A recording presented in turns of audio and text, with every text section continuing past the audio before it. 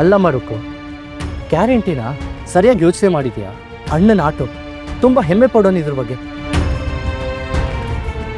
ತನಗಿಂತಲೂ ಇದನ್ನ ತುಂಬ ಚೆನ್ನಾಗಿ ನೋಡ್ಕೊಳ್ಳೋನು, ಯಾರನ್ನು ಮುಟ್ಟಕ್ಕೆ ಸಹ ಬಿಡ್ತಿರ್ಲಿಲ್ಲ. ಏನು ಮಾಡೋಕ್ಕಾಗಲ್ಲ. ನಾನು ಮಂಜಣ್ಣ ಇದ್ದಿದ್ರು ಹೀಗೆ ಮಾಡ್ತಿದ್ದೆ ನಾನು. ಈಗ ನಮಗೆ ಪಾಪಿಯನ್ ಫೀಸ್ ಮುಖ್ಯ, ಅವ್ರ ಫ್ಯೂಚರ್ ಮುಖ್ಯ. ಫೈನಲ್ ಇಯರ್ ಎಕ್ಸಾಮ್ ಇದೆ, ದುಡ್ಡು ಕಟ್ತೆ ಹೋದರೆ ಆ ಎಕ್ಸಾಮ್ ಬರೆಯೋಕ್ಕಾಗಲ್ಲ ಅವಳಿಗೆ. ಇಷ್ಟು ದಿನ ನಮ್ಮನ್ನ ಕಾದಿದೆ, ನಮಗೆ ಅನ್ನ ಹಾಕಿದೆ. ಭವ್ಯನ ಡಿಗ್ರಿ ಓದಿಸ್ಬೇಕು ಅಂತ ಎಕ್ಸ್ಟ್ರಾ ಡ್ಯೂಟಿ ಮಾಡ್ತಿದ್ದ ಈ ಆಟೋದಲ್ಲಿ ಅಣ್ಣ.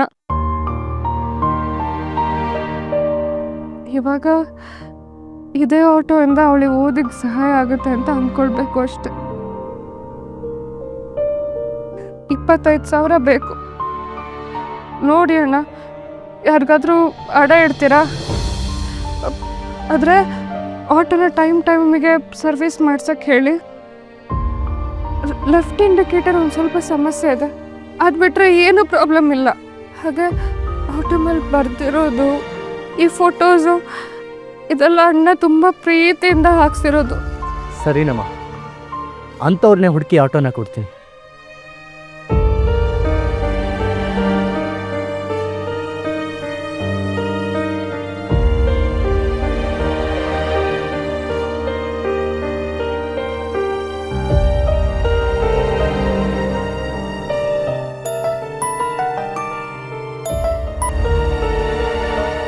ಹೇಳು ಭವ್ಯ.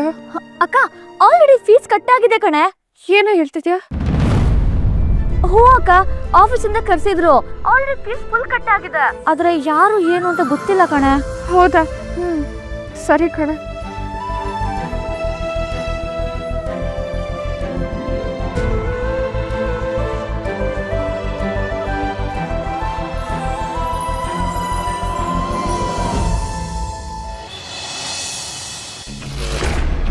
ಅಕ್ಕ, ಆಲ್ರೆಡಿ ಕಾಲೇಜ್ ಫೀಸ್ ಪೇ ಆಗಿದೆ ಕಣೆ. ಏನೇ ಹೇಳ್ತಿದ್ಯಾ ಭವ್ಯ? ಹೇಗೆ ಸಾಧ್ಯ? ಗೊತ್ತಿಲ್ಲ ಅಕ್ಕ, 2 ಸಲ ಚೆಕ್ ಮಾಡಿದೆ, ಆಲ್ರೆಡಿ ಫುಲ್ ಅಮೌಂಟ್ ಬೆಳಗ್ಗೆನೆ ಪೇ ಆಗಿದೆ.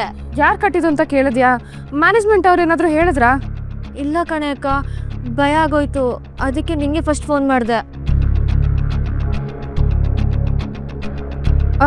ಮೇಡಮ್ ಒಂದು ನಿಮಿಷ ಹೇಳಿ. ಭವ್ಯ ಅವ್ರ ಫೀಸ್ನ ಯಾರು ಪೇ ಮಾಡಿದ್ರು? ಅದು ಭರತ್ ಸರ್ ಪೇ ಮಾಡಿದ್ರು. ಯಾರೋ ಅವ್ರ ಅಣ್ಣ ಅನ್ಸುತ್ತೆ, ಅಣ್ಣ ಅಂತ ಕರೀತಿದ್ರು, ಅವರೇ ಹೆಲ್ಪ್ ಮಾಡಿದ್ದು. ಅಲ್ಲಿ ನೋಡಿ, ಅಲ್ಲಿ ಹೋಗ್ತಿದಾರಲ್ಲ ಗೇಟ್ ಹತ್ರ, ಅವರೇ ಪೇ ಮಾಡಿದ್ದು.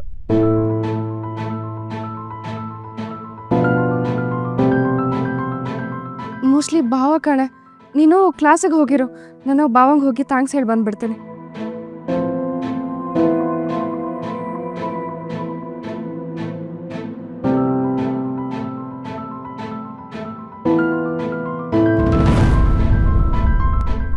ಕೃಷ್ಣ,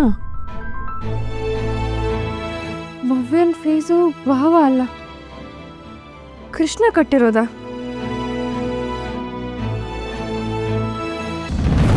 ಕೃಷ್ಣ,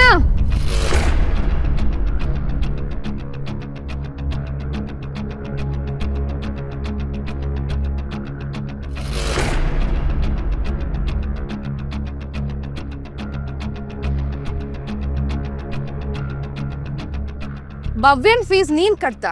ಹಂಗೆ ದುಡ್ಡಿಲಿಂದ ಬಂತು ನಿಂಗೆ? ಮರದಿಂದ ಉದುರುತ್ತು. ಹೆಂಗೋ ಅರೇಂಜ್ ಆಯ್ತು ಕಣೆ. ಗಂಡ್ಮಕ್ಳ ಹತ್ರ ದುಡ್ಡಿನ ವ್ಯವಹಾರ ಕೇಳಬಾರ್ದು. ಯಾರ ಹತ್ರ ಇಸ್ಕೊಂಡೆ? ಭಾವನ ಹತ್ರ ಇಸ್ಕೊಂಡ ಅಥವಾ ಸೂರ್ಯಪ್ರಕಾಶ್ ಅವ್ರ ಹತ್ರ ಇಸ್ಕೊಂಡ? ಗೊತ್ತಿತ್ತು ನನ್ಗೆ. ಲೇ, ಆ ಸ್ಕ್ಯಾಮ್ ಆದಾಗಿಂದ ದುಡ್ಡು ಹೊಂದ್ಸೋದಕ್ಕೆ ಎಷ್ಟು ಕಷ್ಟ ಪಡ್ತಾ ಇದ್ದೀನಿ ಅಂತ ಅಂದಾಜಾದ್ರೂ ಇದೆಯೇನೋ ನಿನ್ಗೆ? ಅಕ್ಕನ ಹತ್ರ ಯಾವುದೇ ಕಾರಣಕ್ಕೂ ದುಡ್ಡು ಕೇಳಬಾರ್ದು ಅಂತ ಎಷ್ಟು ಟ್ರೈ ಮಾಡ್ತಾ ಇದ್ದೀನಿ. ನನಗೆ ಗೊತ್ತು, ಅವಳ ಹತ್ರ ಕೇಳಿದ್ರೆ ಅದು ಭಾವರಿಂದನೋ ಮತ್ತೆ ಸೂರ್ಯಪ್ರಕಾಶ್ ಅವರಿಂದನೋ ಬಂದೇ ಬರುತ್ತೆ ಅಂತ. ಸಮಸ್ಯೆಗಳನ್ನ ಇಟ್ಕೊಂಡು ಅವ್ರ ಮುಂದೆ ಹೋಗಿ ಕೈ ಚಾಚಕ್ ನನಗೆ ಇಷ್ಟ ಇಲ್ಲ ಕಾಣೋ. ನಿಮ್ಮ ಮನೆಯಿಂದ ಆಲ್ರೆಡಿ ನಾವು ತುಂಬಾ ತಗೊಂಡ್ಬಿಟ್ಟಿದೀವಿ. ಅವ್ರಿಗೆ ನಮ್ಮ ಬಗ್ಗೆ ಏನ್ ಇಮೇಜ್ ಇರ್ಬೇಡ ಹೇಳು. ಇಷ್ಟೆಲ್ಲ ಆದ್ಮೇಲೆ ನಾನು ಹೇಗೋ ಮಾಡಿ ಏನೋ ವ್ಯವಸ್ಥೆ ಮಾಡ್ತಾ ಇದ್ರೆ ನೀನು ದಾದಾ ತರ ಹೋಗಿ ಅವ್ರ ಹತ್ರನೇ ದುಡ್ಡಿಸ್ಕೊಂಡು ಬಂದಿದ್ಯಾ. ನನ್ನ ಹತ್ರ ಹೇಳು ಇಲ್ಲ, ಒಂದ್ ಮಾತು ಕೇಳು ಇಲ್ಲ. ದೊಡ್ಡ ಹೀರೋನ ನೀನು?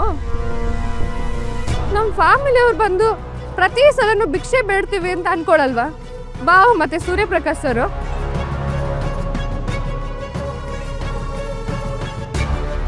ನನಗಿದೆಲ್ಲ ಇಷ್ಟ ಆಗಲ್ಲ ಕೃಷ್ಣ. ಅದು ಅಲ್ಲದೆ ಅದು ನಮ್ಮ ಅಕ್ಕನ ಗಂಡನ ಮನೆ.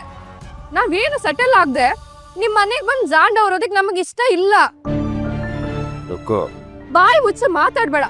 ನಿನ್ಗೆ ಅದೆಲ್ಲ ಅರ್ಥ ಆಗಲ್ಲ. ಯಾರ ಬಗ್ಗೆನೂ ಯಾವ್ದ್ರ ಬಗ್ಗೆನೂ ಯೋಚನೆ ಮಾಡ್ದೆ ನಿನ್ ಪಾಡಿಗೆ ನೀನ್ ನಿರ್ಧಾರ ತಗೊಂಡ್ಬಿಡ್ತೀಯ ಅಲ್ವಾ? ಏನ್ ಸಮಸ್ಯೆ ಆಗುತ್ತೆ ಅನ್ನೋದ್ರ ಬಗ್ಗೆ ಯೋಚನೆನೂ ಮಾಡಲ್ಲ. ಛೆ, ನಿನಗೆ ಏನ್ ಉಗಿಬೇಕು ಅಂತಾನೂ ಗೊತ್ತಾಗಲ್ಲ.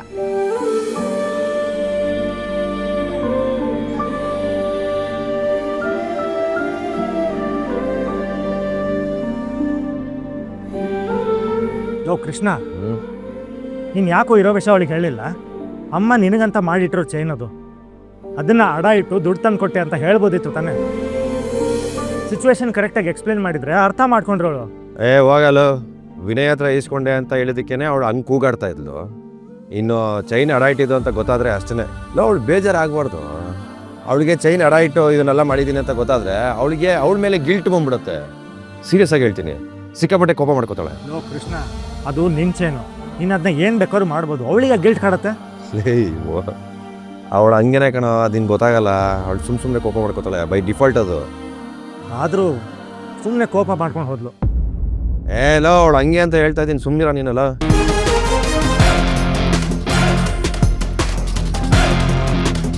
ಹಲೋ, ಆಫೀಸಲ್ಲಿ ಸ್ವಲ್ಪ ಪ್ರಾಬ್ಲಮ್ ಆಗಿದೆ, ಬರೋಕ್ಕಾಗುತ್ತಾ? ಆಫೀಸ್ಗಾ? ಪ್ರಾಬ್ಲಮ್ಮಾ? ಏನು ಪ್ರಾಬ್ಲಮ್ಮು? ಗೊತ್ತಾಗುತ್ತೆ. ಓಕೆ ಓಕೆ, ಏನಾಯ್ತು? ಕುಡ್ಮೆ, ಆಫೀಸಲ್ಲೇನೋ ಅರ್ಜೆಂಟ್ ಪ್ರಾಬ್ಲಮ್ ಅಂತೆ, ನಾನು ಹೋಗ್ತೀನಿ. ಹಾಂ, ಈಗಲೇ ಹೋಗ್ಬೇಕಾ? ಹೂನಪ್ಪ, ಇನ್ನೇನು? ಹಾಂ ಸರಿ ಸರಿ, ಬಾಯ್ ಬಾಯ್ ಬಾಯ್. ಓಕೆ ಓಕೆ, ಹುಷಾರು. ಹಾಂ ಹಾಂ.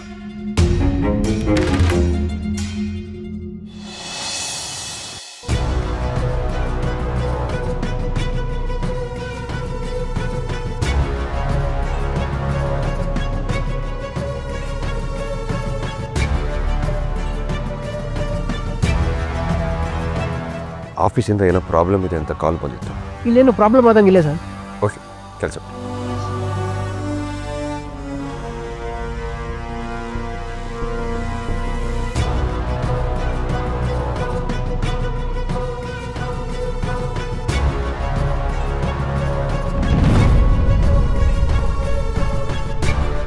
ಯಾಕಾರು ಓಪನ್ ಇದೆ?